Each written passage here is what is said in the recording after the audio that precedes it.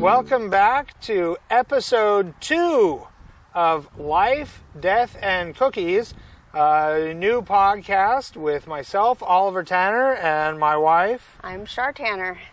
Thank you for joining us. If this is your first time here, if it's your second time here too as well, thank you for joining us.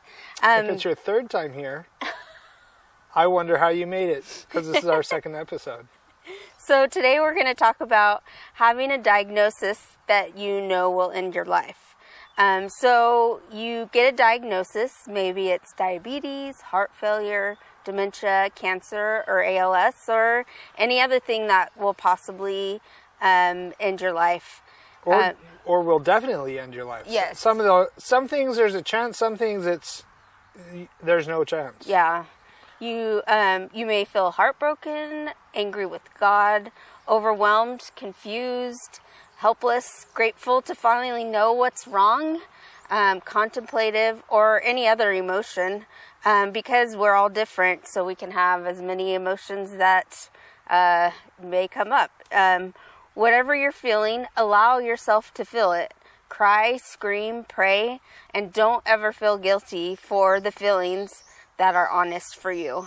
And there's a spectrum of types of terminal diagnoses. You could be an unexpected, where you find out you're going to die in 6 months or less, or like for me, when I first got my test results back with the positive genetic mutation, that I had up to probably 20 years at that point. But we still all go through, no matter where we are, we all go through different feelings. So, but of course, when you get a diagnosis and you have under 6 months, that's probably going to be a lot more extreme than someone like me I wasn't given 20 years. It's just something that we've noticed from the family history. Something that we've put together, and sometimes doctors aren't necessarily going to want to sit down and say, well, this is how much time you have left.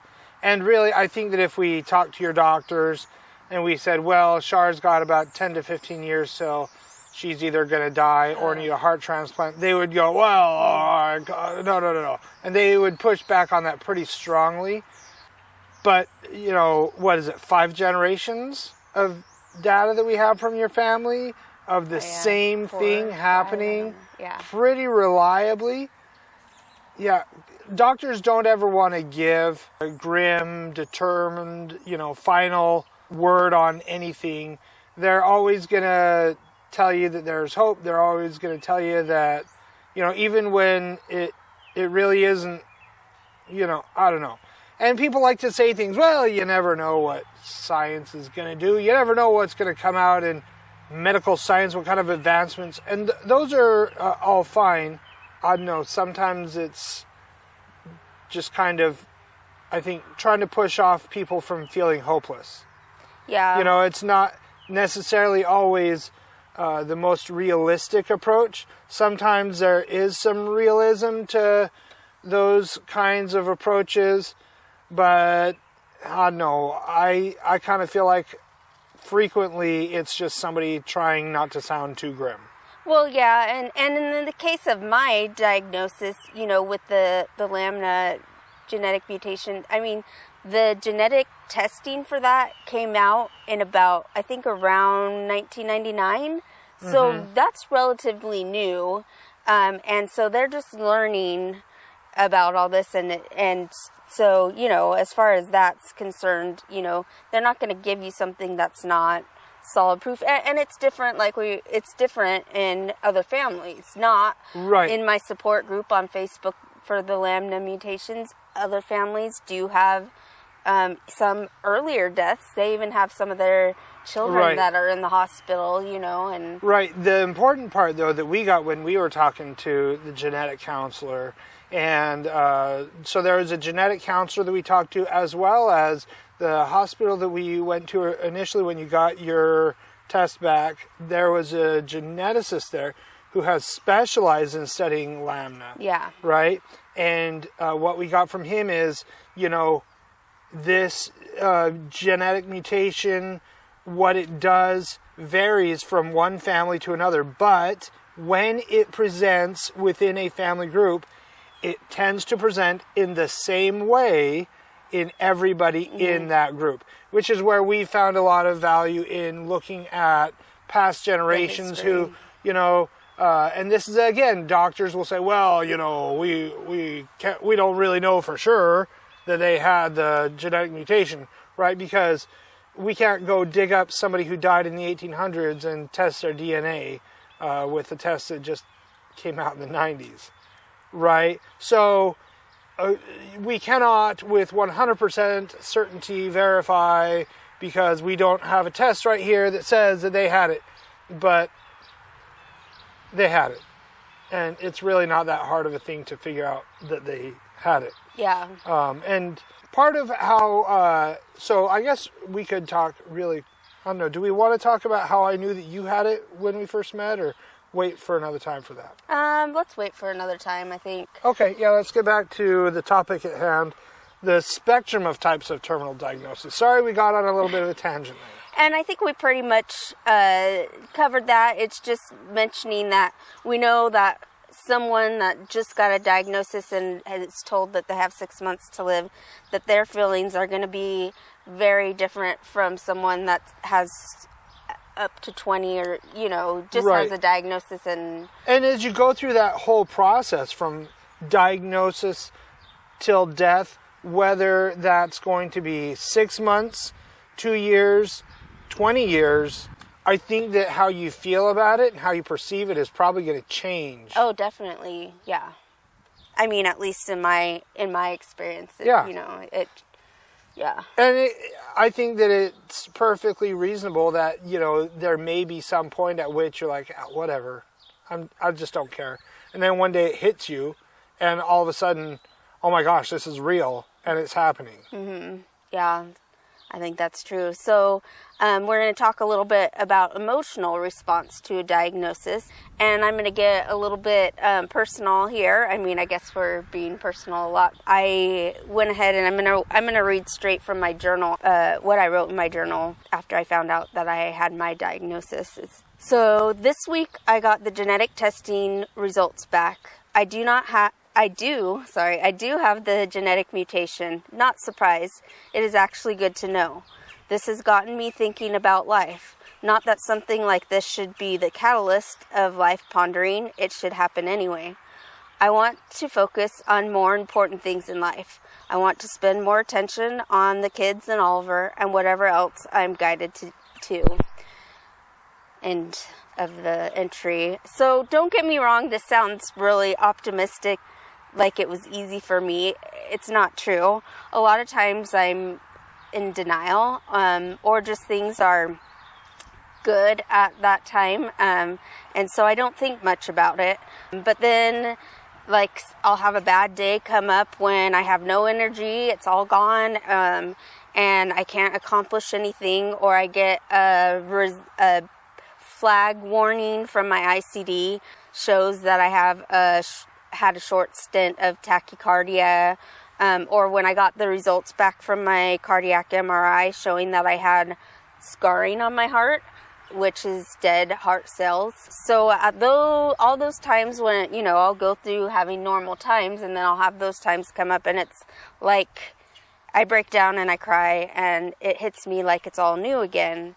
And I feel like I'm back at square one, and I have to go through the grief process again. In The Art of Dying Well by Katy Butler, she said, grieving for people who have died, for a job you once enjoyed, for physical powers that are fading, is not depression. Don't pathologize sorrow. It's a healthy and common emotion. Most forms of modern death move slowly. There's no harm in taking a few days to tend to the soul, to let awareness sink in, to talk to friends, and to gather information before deciding how you want to proceed. Going forward, you will need clear information, support in grieving your losses, and time to reflect on new ways to define hope. And again, that was from Katy Butler. So I think it's really important that, you'll have so many different people tell you, oh, you need to have hope, or, it's okay to grieve and to be upset. And I mean, it's okay, any of those emotions that you're having. Right. And I think that it's important for people who aren't you to understand that as well, because it seems to me like a lot of times people, like, you tell them this horrible thing and they want to they feel like they need to make it go away for you. Mm-hmm. Right? Or they need to tell you, oh, don't worry, you're going to get better. Yeah. Right? And like the finding out what hope looks like, I think, is an interesting topic and a good topic. And I think it's good to understand that hope does not necessarily have to come in only one form. And hope does not necessarily mean you're going to get better. Sometimes there is, and that's what we're talking about. We're talking about diagnoses that will end in death, that, sometimes there isn't hope for actual recovery, but that doesn't mean that there's no hope for anything. Yeah, for sure. You have to take that time and allow yourself, like I said earlier, allow yourself to feel those feelings. If you don't let yourself feel those feelings, I think it's going to compound and be worse in the long run. You gotta, right. I mean, you don't want to stay in those places forever, but but it's okay to feel sad, to grieve, and and like I said, for me, I'll get to a good place, and I need to still learn. This is part of my journey. I need to learn when those things, like something pops up on my ICD, I need to be able to move on eventually, and be okay with it. I need to be able to accept that, and that's kind of what this journey is about for me, is learning to accept all this. And I think I'm doing better. I think the amounts of time that I grieve when those things happen have become shorter, and hopefully it'll come to the point that can be like, okay, it's okay, I got this, or we got this. yeah I guess for myself, and maybe this is kind of more, maybe we should have covered this more in the first episode, kind of personally, what are we looking for with this whole thing here, this whole podcast, and I have kind of had the idea pretty much our whole marriage, if I accept it, if I know it, and if I can work through it ahead of time, then hopefully it will be easier when it comes down to it. Right? That would be the hope. I mean, that's the hope, and that's what I am. So I don't know, maybe we'll see that whole process play out through the course of this whole podcasting kind of a journey. I don't know how long we're going to do this. Yeah. I don't know. That's kind of always been my hope, is face reality. Don't make excuses. Don't try and build up some kind of a false hope for something that's unrealistic. Try to do the best that we can with whatever it is that we have. And, if you get more into, that's kind of like, that's what I have to do with my whole life, basically. Just try to make the best of it that I can. Yeah. So that's the emotional response to a diagnosis, but there's also cognitive response to diagnosis. So the practical things, right? You may feel the need to wrap up unfinished business, repair relationships. None of that's bad, right? Passing on lessons and personal history to other generations. Maybe the planning of funerals, the practical things. And like I said, none of that's bad, to be able to prepare as much as we can. Yeah, or financial planning for the future. Yes, yeah. Planning for the people who are going to be left behind. The world is going to keep turning after you die. Yeah, there's other people are going to be dealing with that. maybe you're the kind of person that you're like, they can pay my bills. They got it. They can handle it. Maybe you're the kind of person that's going to be a big consideration for you. But I think that those all fit into that cognitive response to such a diagnosis. Yeah, and it's also the, kind of the repairing relationships, passing on lessons, personal histories, such like that. That's kind of like passing on that legacy of who you are. That becomes, I think it becomes important to a lot of people as they reflect on their life, and so that's part of it. And that's something I've been working on. I've worked on a personal history and kind of writing down some of the things that have been important lessons in my life that I want my kids to have. And I know, like, your books that you wrote is like the all-encompassing of this is what I've learned in my life so far. It's like me vomiting out everything in 3 volumes.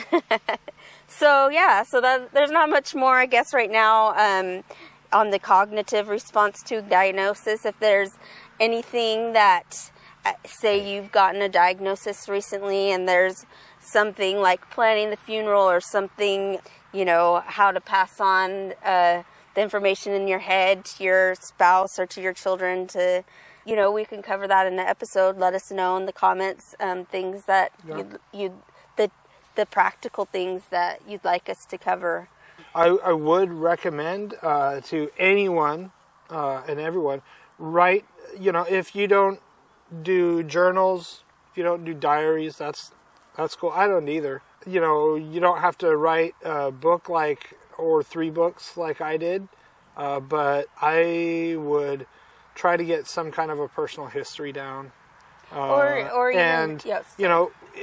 could do it in a video. You could do it with paper. You could do something where you kind of self-publish just a couple volumes for your family. You could have somebody else write it down. I think that it helps to leave behind something. And I think it may help also to ask some of the people in your life what they would like for you to leave. Sometimes those hardest things to deal with after a person is gone are the unanswered questions. Mm-hmm. So get answers before they're gone, if you can. And sometimes it's just not possible. I know when my grandma got her cancer diagnosis, all my mom and her siblings, they got together with my grandma and they all went and asked her questions that they wanted to know, and they videoed it, life story stuff, just different things. And so that's cool. Yeah. And I know that my brother did something similar. My mom, he asked her, and got it on video. So we have that on YouTube we can watch. So, different questions. He asked mostly stuff about him, when he was born, but okay. It's still fun. There was some general stuff too. Anyway, so the next thing that I wanted to talk about was what to expect from other people's reactions, which this is an interesting and difficult thing, because as we've talked about before, people don't like to talk about death. So don't be surprised when you talk to other people when you get the diagnosis. If you get silence from friends, families, acquaintances, or even clergy, people feel uncomfortable when it comes to death, and they want to avoid it. And if you are, this podcast isn't just for you, the person with a diagnosis, but for everybody else as well. If you are this family that she's trash talking right here, just kidding. So if you're the family, right? My family has experience. So if you're the family, it's okay to just say, I'm sorry. You don't have to solve everything. You don't have to come up with an answer. You might feel like you should have some kind of an answer. You might feel like, well, I want to make them feel better. And I think that the important things for you to understand is, number one, you will never understand what they're experiencing, what they're dealing with, I think it helps to acknowledge that. To say, I don't know what you're feeling, and I don't know what this feels like for you. And then to say, but I want you to know and understand that I love you. Yeah. And I think it's just being that person. When you offer something, don't offer something that you think is necessarily going to change their world or solve everything for them. I think that maybe the offer you make is just something that lets them know that you care about them. Yeah, just say, tell me how you feel. Let them talk. Just be the listening ear. I know we as people want to fix and help, but a lot of times there is nothing that you can actually do. You're not going to heal them. So yeah, they don't know what to say to comfort, and then sometimes they end up saying things that they're trying to be helpful, and it's just like the wrong thing. Yeah. There are many things that people say that they have the best of intentions about, but can come off as extraordinarily offensive or just not appropriate, or sometimes it's just not good. Well, and we don't need to spend too much time on it, because I think we're going to do a whole episode. There's enough content that we can do a whole episode. We can do a whole season. Maybe not. I don't know. And that doesn't mean, if you're that person supporting someone that's grieving, that doesn't mean I'm going to say the wrong thing, so I need to just avoid them. No, just go and let them talk. Be that supportive person. And if you're the person that's grieving, you just have to realize that these people do love and care for you for the most part. And try to hear what they're really saying, I would also say. They may be going on and on about, well, my cousin, or something like that. They may be talking and trying to give you all of these feel-good responses that try to tell you, oh, don't worry, everything's going to be okay, and this too will pass, and all this other kind of stuff, to which you might want to reply, and I too will pass. Right? I don't know. Try to hear what they're really saying and are not doing a very good job at saying, which is, I'm really sorry about this, and I wish I could help, and I care about you. And I think that's what they're, a lot of, maybe not everybody, but a lot of times I think that's what people are really trying to say. They're just not quite sure how to get it from here out of here. Yeah. Well, and I was going to ask our audience here, if you've ever had someone that really said the right things or did the right thing for you, and you want to share that for people who want to be of support to others that are grieving, that I think might be helpful. If you want to comment below, share. Yeah. My suspicion is also, though, that we're probably going to get as many different answers as there are people.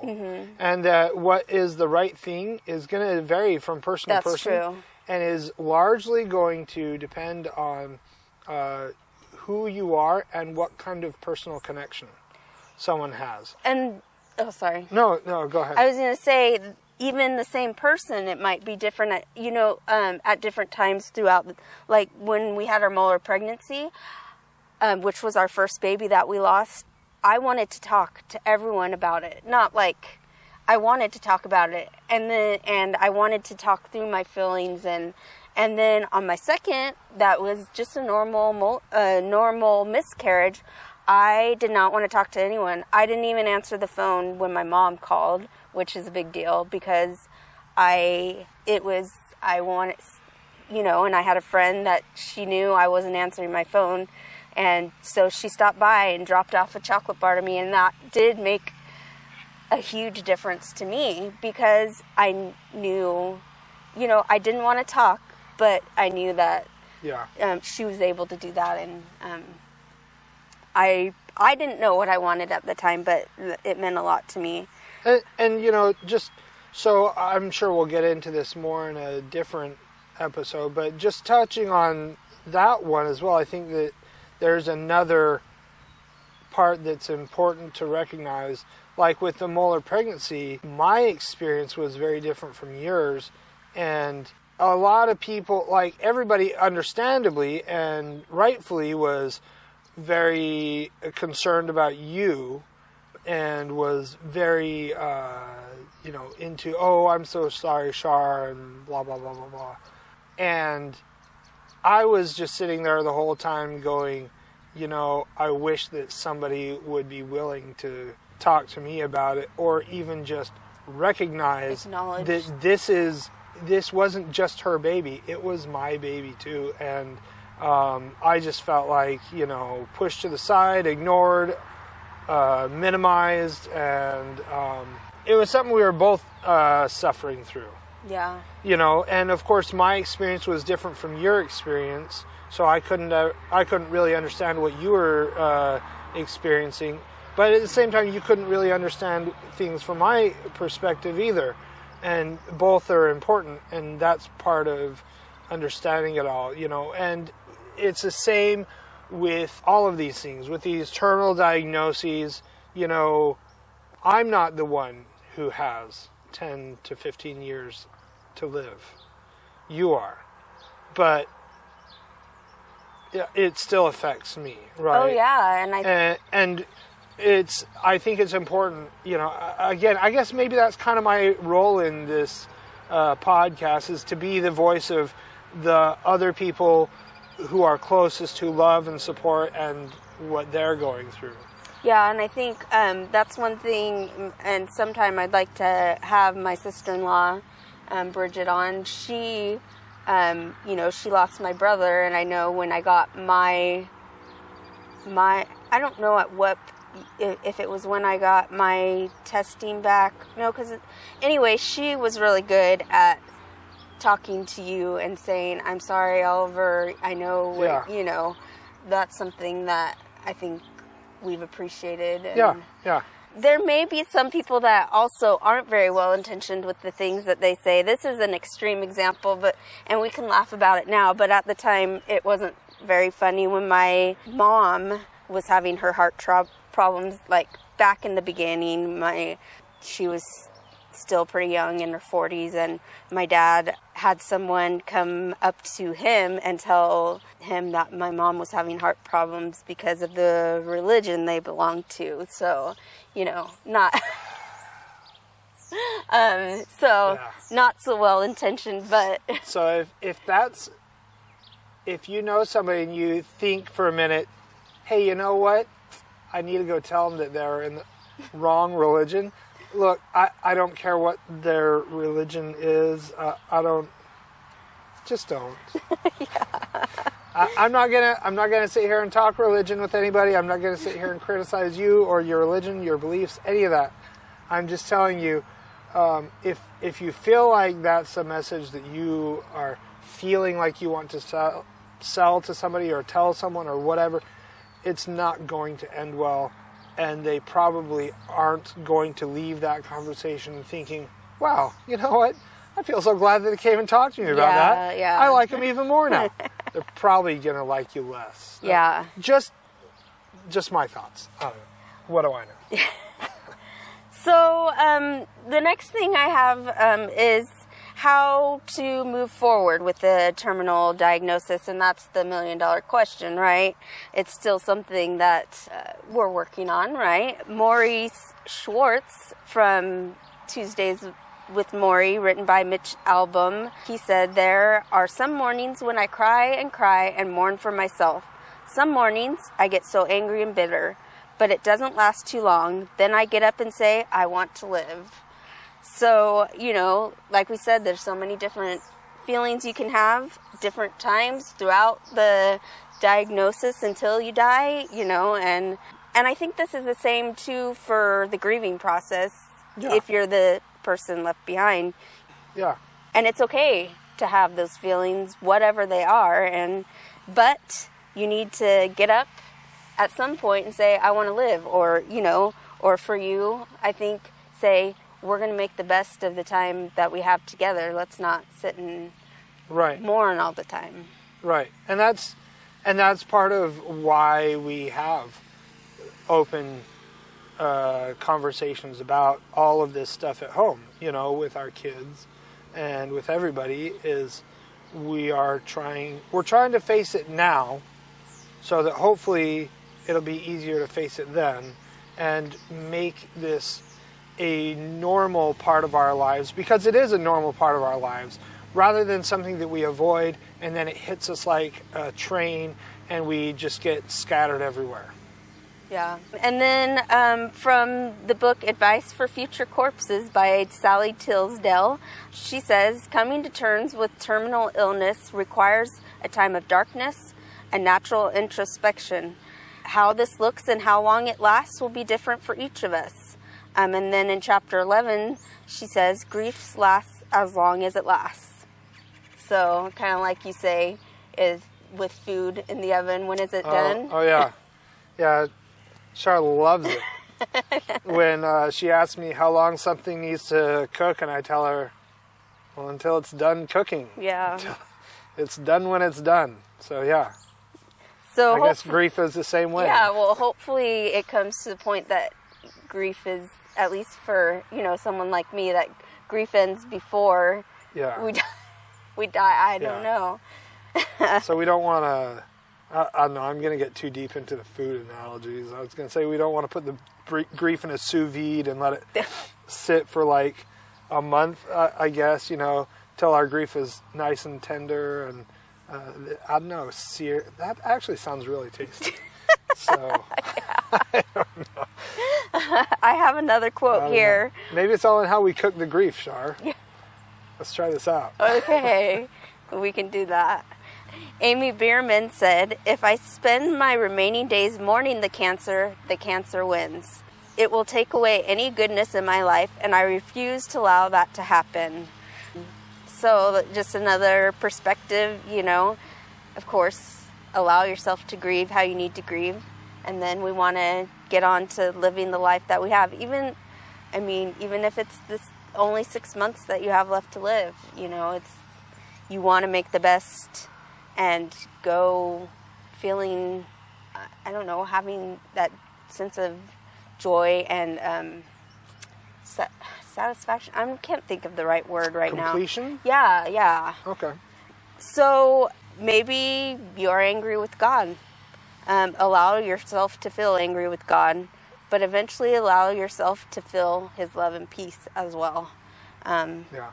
And I will say that if you do feel the anger, there's a danger in dwelling in it. Whether it's anger with God, angry with yourself, angry with other people, whatever it is, if you let it just sit and stew, it can easily become hatred.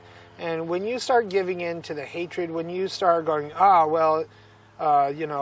they said to validate everything, and there's a big difference between validating and giving free rein, right? It's okay to validate the anger and say, you know what, it's there and it's normal, it's fine. But then when you get to that point, you've got to move past it. Because if you validate it and then you let it stay, then it's going to turn to hatred, and it's going to just poison and corrupt everything else in your life, and it's going to damage your relationships you have while you're still here before you're gone, and that's the last thing you want to do. Yeah, and I think that kind of leads on to some of the practical ideas that for moving forward. So those are kind of the whys and some motivation to move forward. But here's I want to talk about some of the practical things, like support groups might be helpful. I mean, there are some in person. I know, like local hospitals will have them. I know cancer centers probably do. But if you go on Facebook, you can find probably a support group for anything. Now, a warning about support groups. I joined a big support group when I had my molar pregnancy, and it was good for a little while, but I bet you remember I was just like, I'm done with this, because it was bringing me down more. Everyone was like, we're victims. And I know having a molar pregnancy is hard. So I found a smaller group that actually, I work. Well, I think that goes back to what we were just talking about.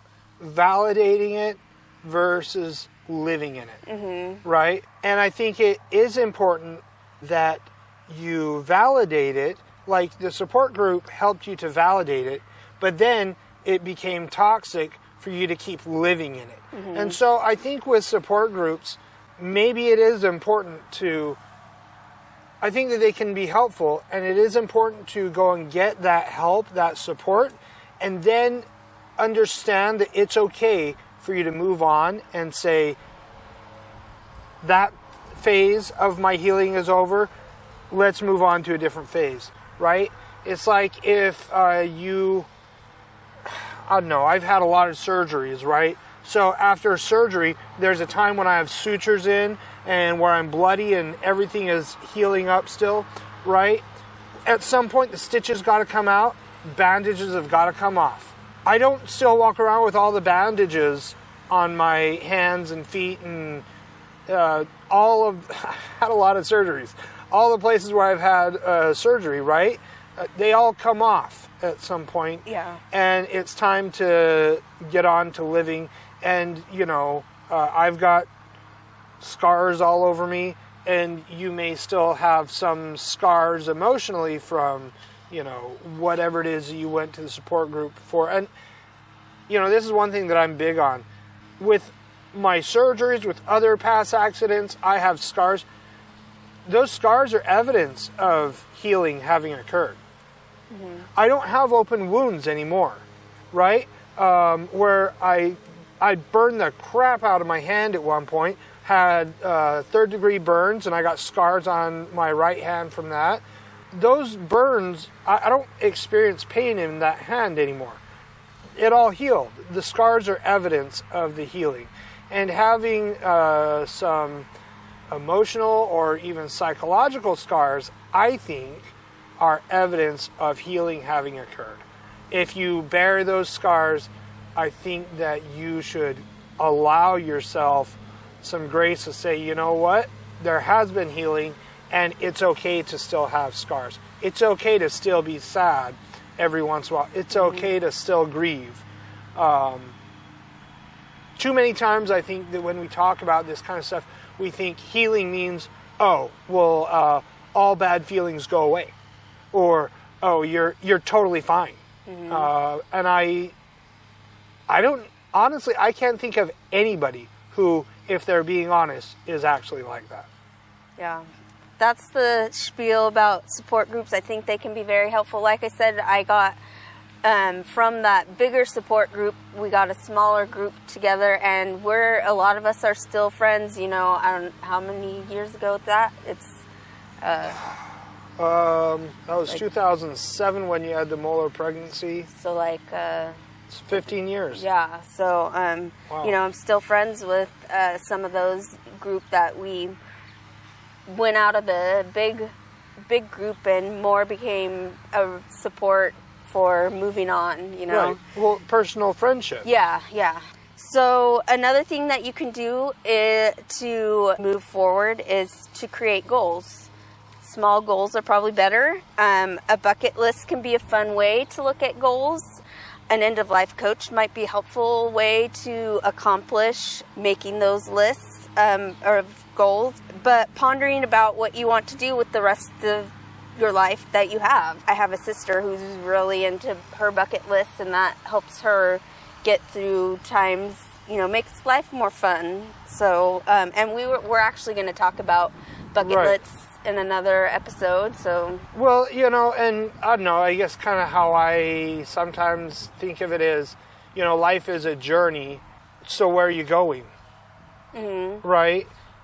It's not a journey in circles to nowhere unless you're just going nowhere. You get to choose where you're going on your journey, right? And so, okay, so maybe you're told that your journey is going to end earlier. All right, fine. So maybe you were trying to get to Disney World and you're not going to make it. Okay, great. So where are we going to go instead? Yeah. Right? Yeah. And so maybe you got to change your destination. But if you don't have a destination, you're going to go in circles. Life is going to seem pointless. Everything is going to seem pointless. And I think that that's when depression sets in and everything else. I think that part of it, an important part of it, is having a destination that you're trying to get to. What is it that you're living for? And only you can answer that. I can't tell you what you're living for. Yeah. Some other ways to move forward we kind of talked about in the cognitive response to diagnosis is the practical things. Like, so you might want to start, and this kind of goes along with goals as well, getting the practical things ready, like defining what a good death is to you, and that kind of goes into preparing your advance directive either as well. And we can, we're going to talk about those more in depth later on, and then we've talked about planning a funeral.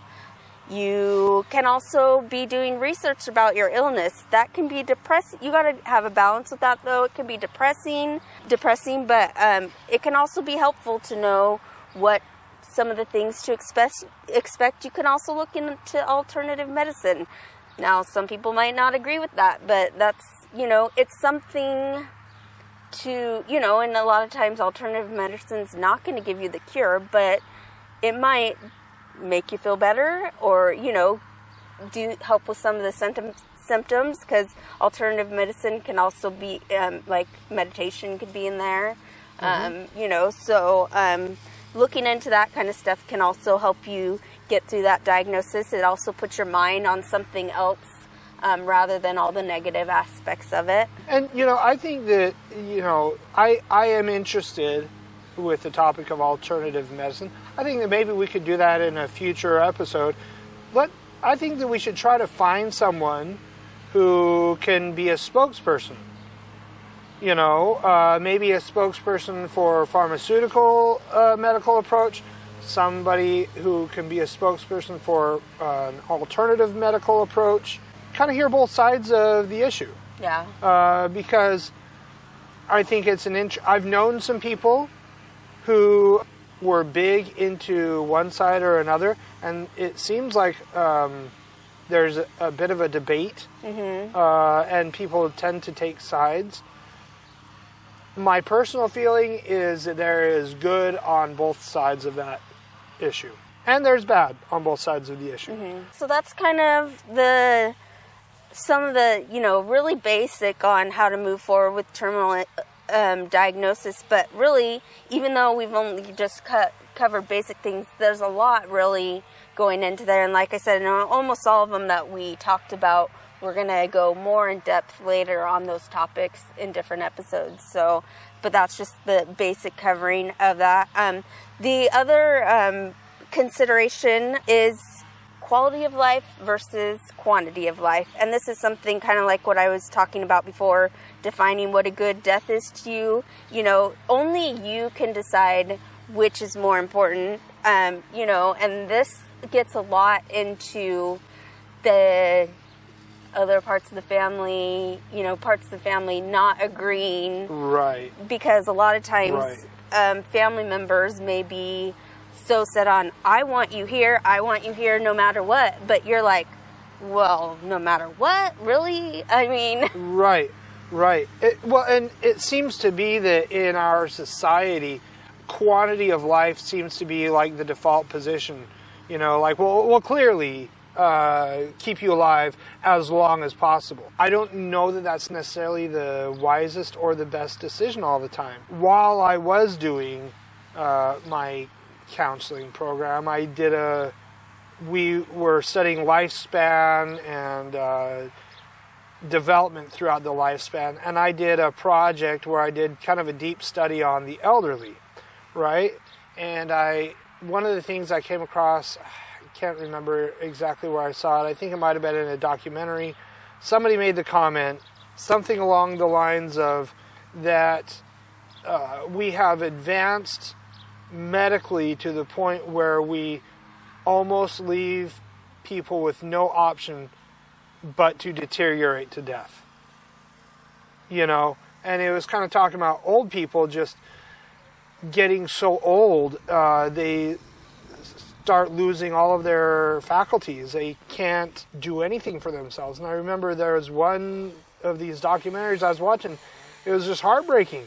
There was this guy who had been an accomplished professional his whole life. You know, he was a person who was somebody important when he was younger, and somebody who had a real job and made real money and took care of himself his whole life, and sitting in front of a doctor, and the look on his face as he told the doctor that he couldn't keep from peeing his pants. Mm-hmm.